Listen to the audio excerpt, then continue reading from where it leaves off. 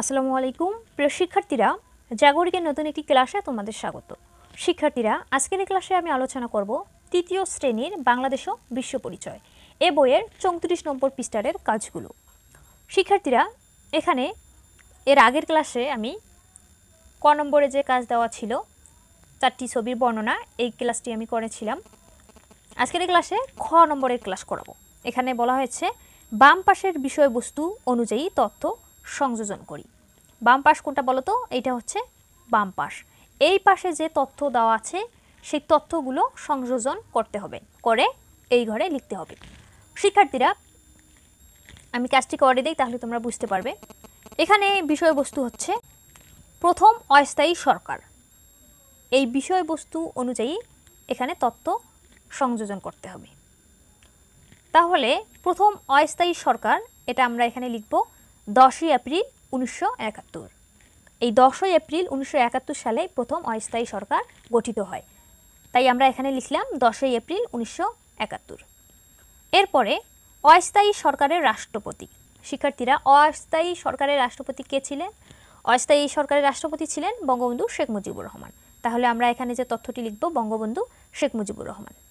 এরপরে দেওয়া আছে মুক্তিবাহিনী।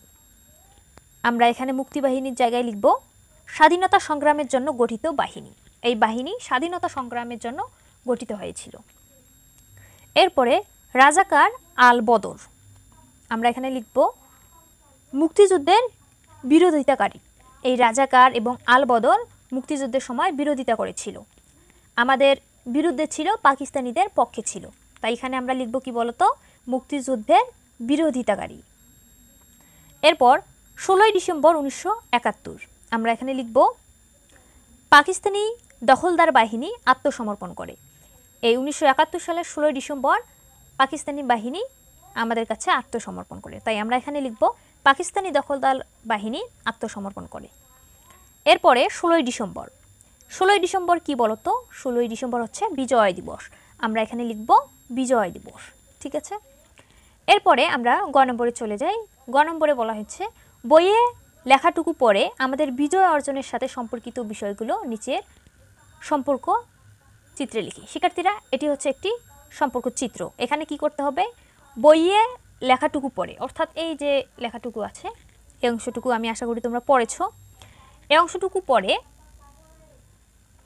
আমাদের বিজয় দিবস বা বিজয় অর্জনের সাথে যে সম্পর্কিত বিষয়গুলো আছে সেগুলো এই ঘরগুলোতে লিখতে হবে।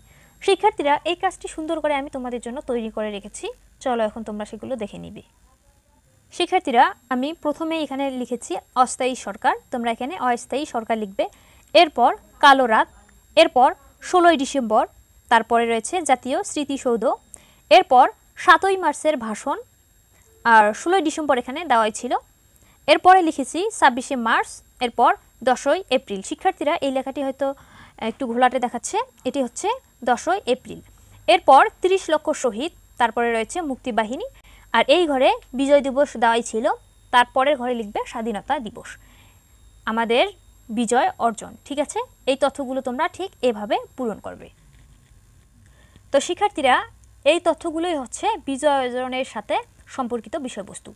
তো আজকের ক্লাস আর লম্বা করছি না, আজকের ক্লাস এখানেই শেষ করছি। পরবর্তী ক্লাসে এই যে ঘ নম্বর এবং উ নম্বরের কাজ দেওয়া আছে, এই কাজ দুটি আমি পরবর্তী ক্লাসে আলোচনা করব।